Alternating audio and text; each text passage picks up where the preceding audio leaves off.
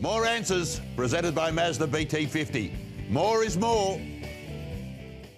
Plenty happening in the world of rugby league. Russell Barwick alongside Sam Kekovich to answer some big questions. And at the moment, the form team of the competition outside the top guns is the Cowboys. They punted their coach 3 weeks ago. They won 3 in a row.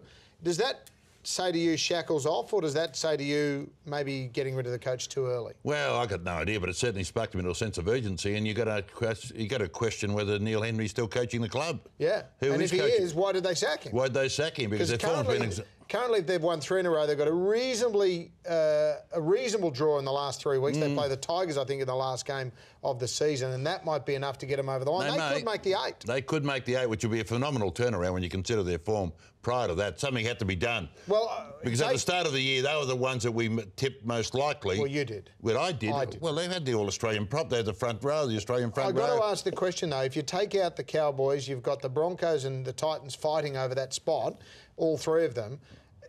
We need a Queensland team in the 8. I mean, if there's no Queensland teams in the finals, it's almost like half their population switches off. Exactly. It's going to tell you who won't be happy about it.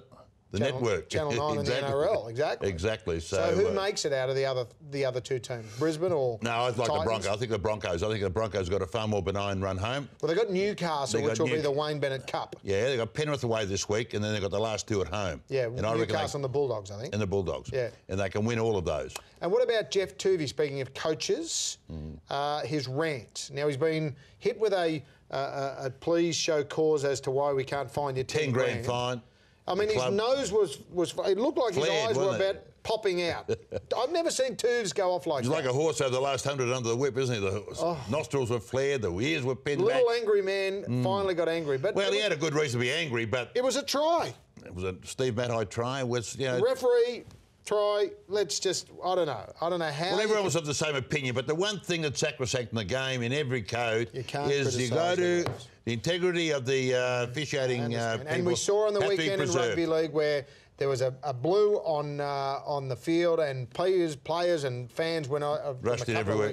It was woeful. So as much as you might be upset, the referees are sacrosanct. But having said that, there's got to be a better initiative to somehow address it all. OK, that'll just about do it for this week. Don't forget to catch us next week as we count down to the finals. All the big questions in rugby league answered by yours truly and Sam Kekovich, thanks to the Mazda BT-50.